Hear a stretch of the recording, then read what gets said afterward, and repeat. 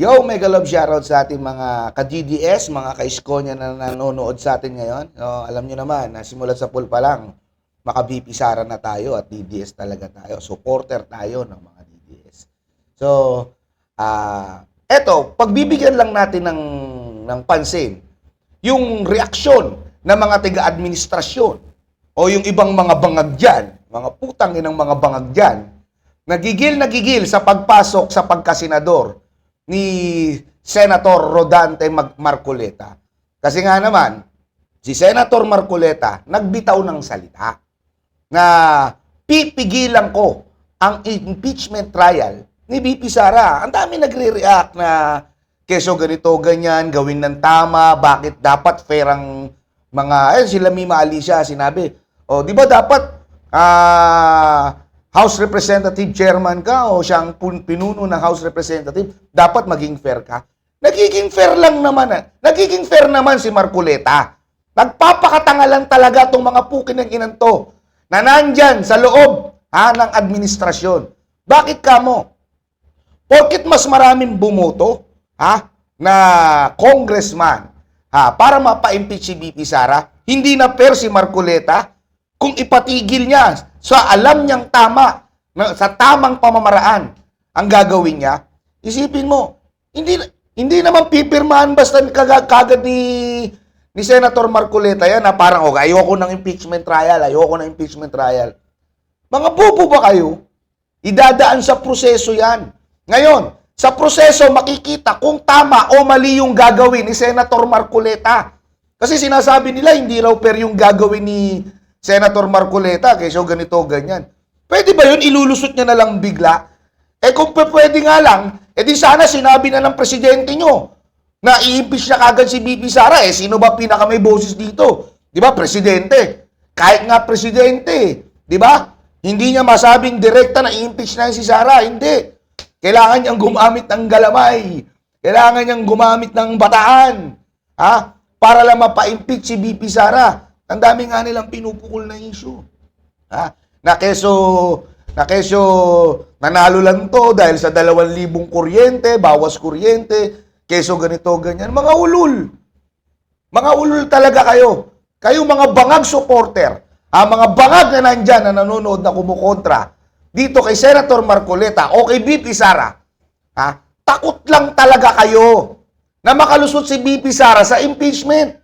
Dahil alam nyo ang mangyayari sa 2028 election. Alam nyo na madudurog kayo. Alam nyo na walang mangyayari. Alam nyo na matatambakan kayo kung hindi nyo madadaya si VP Sara.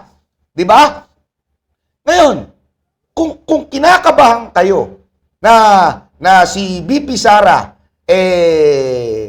hindi matuloy ang impeachment niya, kung tama ang ginagawa ng administrasyon at tingin nyo walang butas ang administrasyon nyo, huwag kayong kabahan.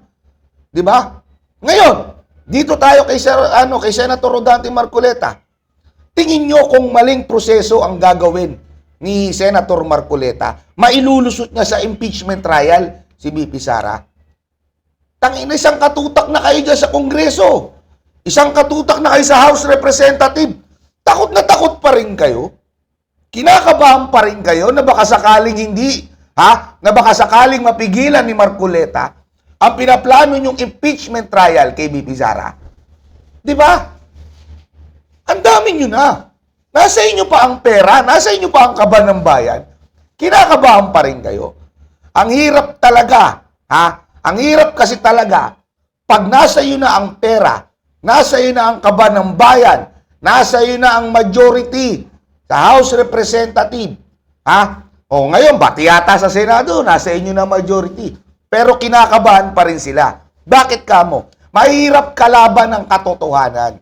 Mahirap ipagpilitan na dahil gusto lang nila na impeach si VP Sara, kahit walang sapat na basehan, kahit naman nasagot na yung mga isyong pinupukol nyo dyan, diba? Kahit na nalusutan na yan, mahirap sa inyo. Kasi kayo, hindi kayo bumabasi sa tama. Bumabasi kayo kung anong gusto nyong mangyari sa Pilipinas. Gusto nyo, kayo lang ang laging tama. Gusto nyo lang, kayo masusunod. Gusto nyo, hawakan ng leeg ng mga tao. Kahit nga yung mga vlogger, di ba? Nahahawakan nyo na nga sa leeg. Unti-unti na nga natatakot. May patawag dito, may patawag doon. Diba? Takot na takot kayo sa pagpasok ni Marcoleta. Hindi na nga nakapasok yung ibang kasama niya. Kinakabahan pa kayo, nag-iiyakan na kayo. Eh paano kung nakapasok pa yung ibang mga kasamaan nila? Eh di mas lalo kayong naluha.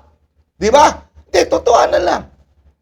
Paano kung nakapasok pa yung ibang mga kasamaan nila sa Senado?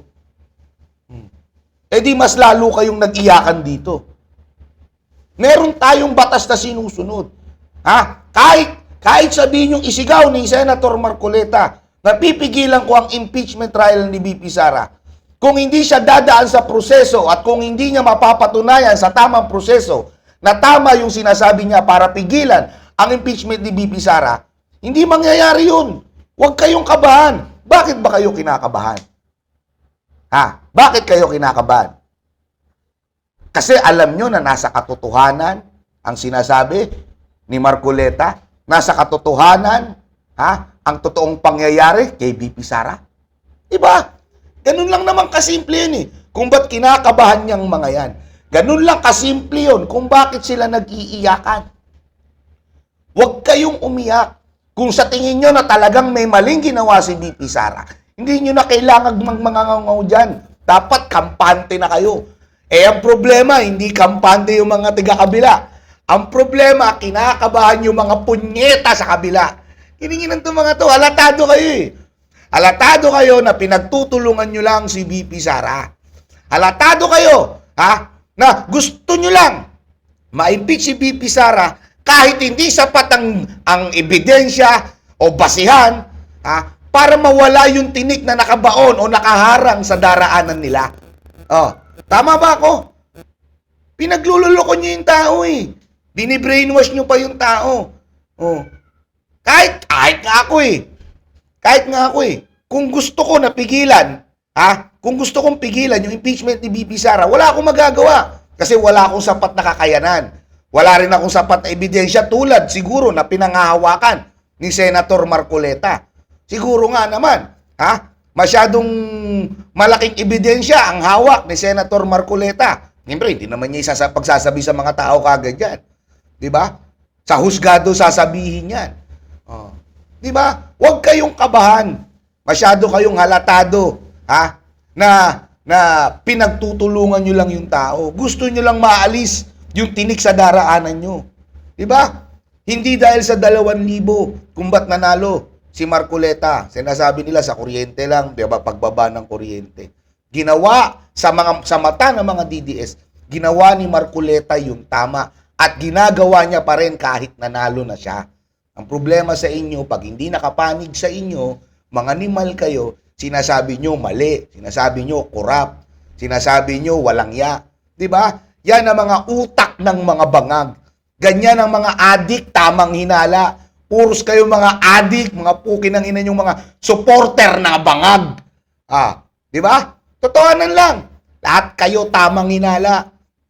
Ngayon, nabubuhay kayo sa paniniwala na tama kayo. Magkano ba natiran yung mga pukin ng ina yung mga supporter na adik kayo? Pati itong mga pukin ng ina yung mga vlogger kayo.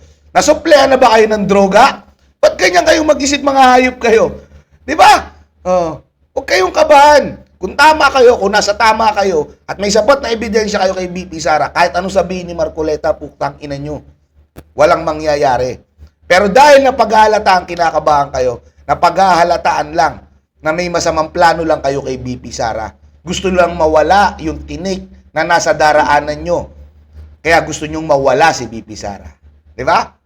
Magandang hapon po sa inyo, mga ka-DDS, mga ka-Escolyo na nanonood. Isisigaw nga po pala. Kita-kits po tayo.